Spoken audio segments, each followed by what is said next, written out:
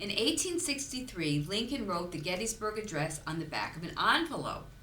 More recently, Steven Spielberg wrote his prenuptial agreement on the back of a napkin during dinner with Amy Irving, and that cost him a fortune. One only has to ask, I hope it was worth it.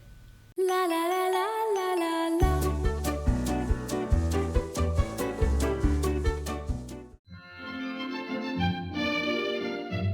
So, if you have an offshore account in the Cayman Islands, or if you have a bank account that was left to you in an inheritance, now's the time to divulge that in the form of the net worth statement, or attach the deed to the copy of the prenuptial agreement, or your prenuptial agreement risks not being enforced. So, let's say you own an apartment and you would like to protect that in the event of a divorce or death. You might want to include that particular piece of property in the prenuptial contract.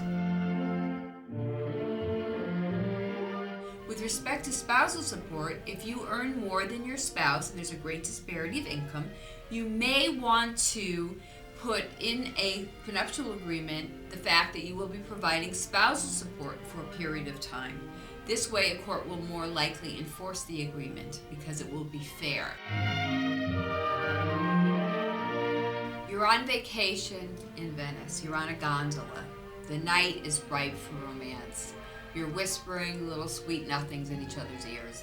And then all of a sudden, unbeknownst to your spouse, single-handedly, you drag out of your pocket a 42-page, fully executed prenuptial agreement, drop it in your prospective spouse's lap, and say, "Hi, honey, sign on the dotted line." Of course, that would not be a good time to broach the topic of a prenup in the middle of Venice in a gondola, because you might end up paddling your way back to the hotel on your own.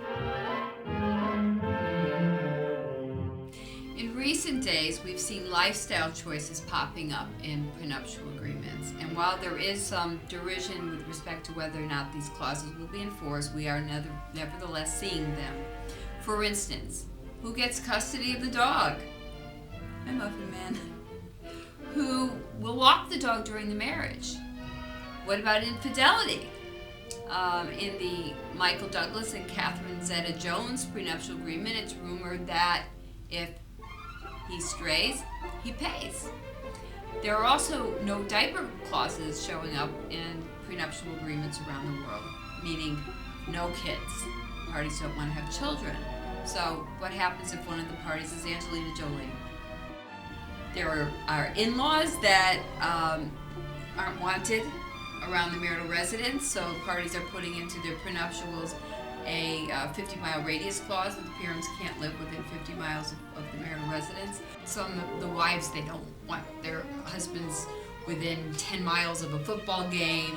If there's an older couple, they may want to have sex once every other month. They'd put that into their agreement. If it's a younger couple, they may want to have sex 10 times a day.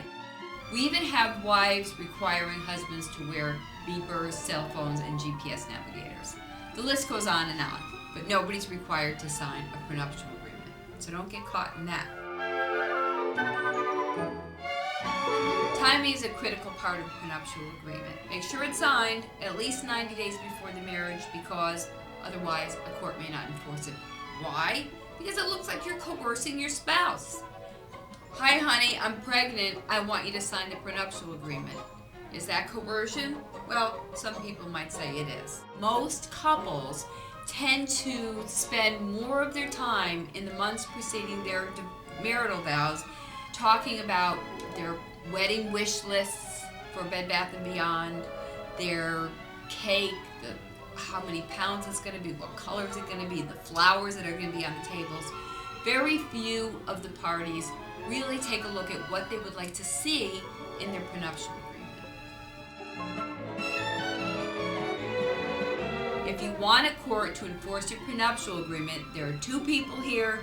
You better be sure that both of them are instrumental in the preparation of the terms required in the prenuptial agreement. There's two people. You cannot draft the agreement yourself.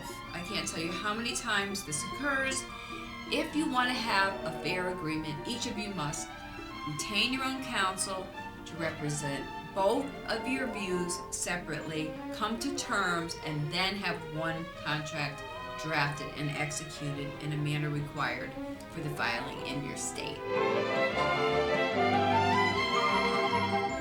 The important thing to know is a prenuptial agreement affords you the opportunity to sit down and discuss what you expect to occur during a marriage. Thank you. I'll see you next time. La la la la la la la.